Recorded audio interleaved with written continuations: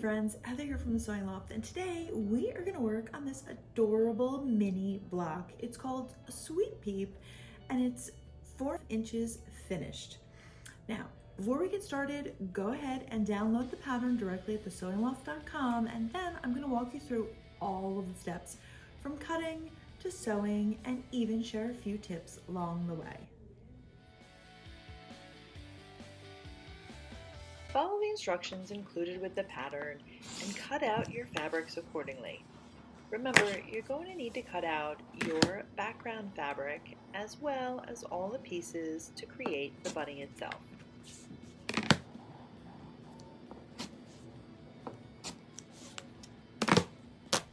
To get started on our sweet block, we're going to need to do a little bit of prep work. I suggest you take a heat erasing marking pen, I'm going to use the Frixion, and your favorite little ruler. From there, you're going to need to flip over all of these little squares and draw a line corner to corner. This is going to be your sew line. You can see here that I'm just going to draw the line right down, and that's going to be the line that I stitch on. Now, if you have a baby lock like I do, skip this step and use the laser guide. Let's watch the machine right here, and you can see that I've just turned on the laser beam, and that allows me to actually align my square corner to corner and stitch straight down the line.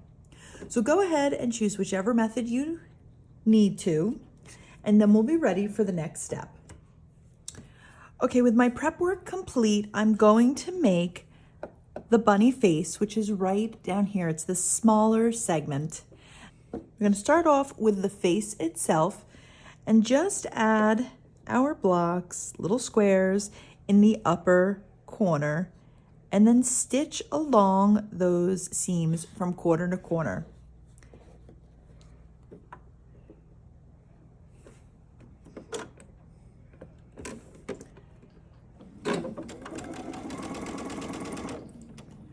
And I'm going to make 2 at a time.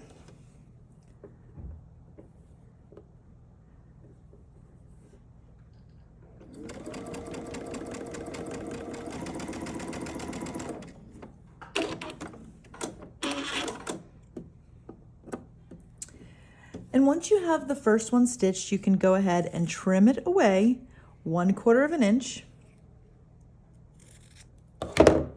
And then repeat on the other upper corner.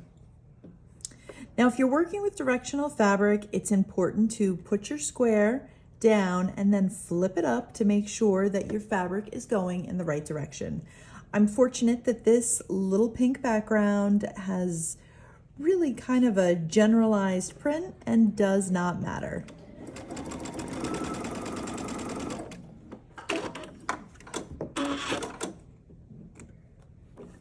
Now I'm going to trim them again,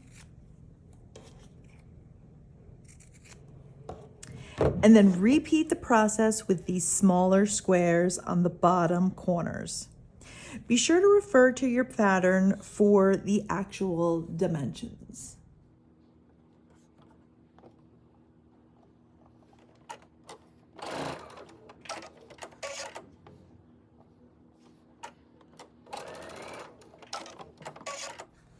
With our face completed, it's time to continue to build this section. And I'm going to take the 2 smaller pieces right here and continue to build it out. Just flip it over and join at the side with 1/4 of an inch seam allowance.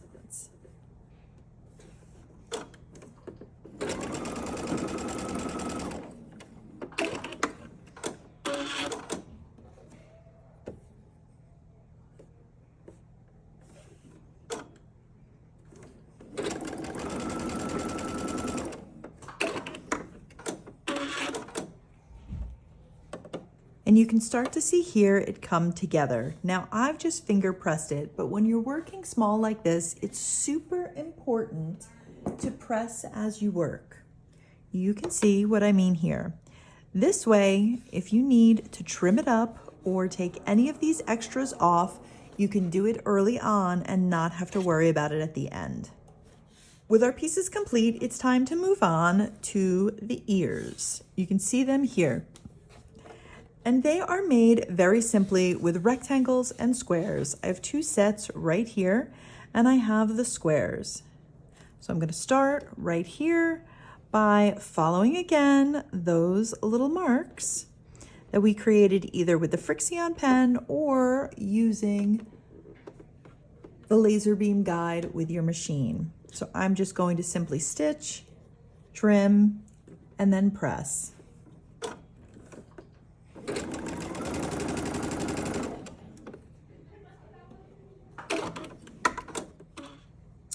You can see here that I am sewing in the opposite direction as the first one. And that's super important to make sure that your ears are going correctly.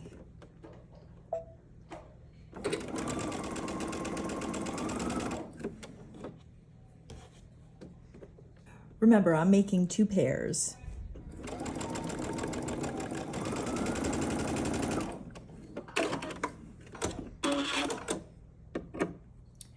You can start to see our ears take shape with the points in the corner. And from here, I'm going to add our squares in the bottom corner and just repeat the same process. I'm going to stitch from corner to corner on the opposite side of the upper block.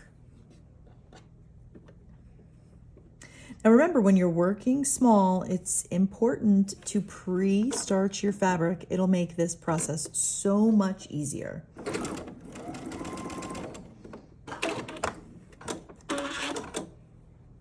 And once you stitch it, just trim away and press towards the arrows, just like are included in the pattern. Repeat this for all of your ears. With our ears all stitched up, it's time to continue building this out. So we're going to add the piece to the center and then another rectangle to each side. Just be sure to use your 1/4 inch seam allowance when you're joining all of them together and press as you work.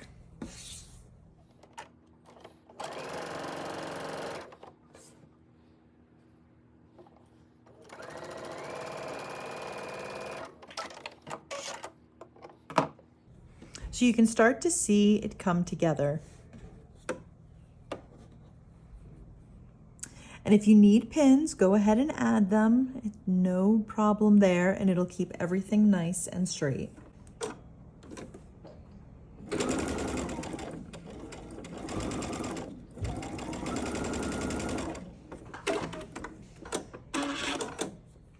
And now I'm just going to add that last side piece. With our top and bottom section stitched, it's time to just join them. And if you pressed everything in line with the directions, your ears are going to line up perfectly. You can see right here that everything is pressed so that the seams nest nice and tightly, and you won't have to worry about having a thick seam. So I suggest you use a couple of pins here and then stitch using your 1/4 inch seam allowance. Now, one other tool that I like to use is by Annie's, and it's the little stiletto, and that helps me when I am working with small items. So if you feel that you need it, or if you instead want to add another pin right here to keep everything lined up, you go right ahead and do what's comfortable for you. Okay, so we're going to get started and just stitch as we work. I want to make sure the seam allowance is pressed down and doesn't get caught underneath the foot, and I'm just going to use the stiletto as I work.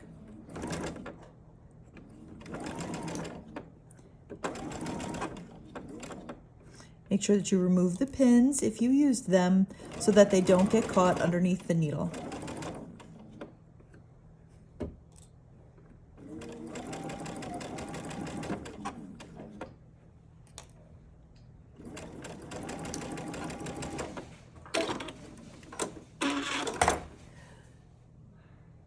You can see everything lined up perfectly. Just go ahead and give it a press. I would press down first on the seam and then press it per the instructions that are included in the pattern.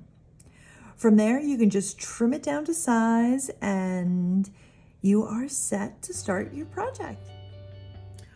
All right, with our block all stitched, just think about all the little projects that you can turn this into. From a mini quilt to a basket or even a pillow. Honestly, there are so many fun possibilities. So be sure to download the pattern at thesewingloft.com if you haven't already, and then check out the other projects that I have in store using this mini block.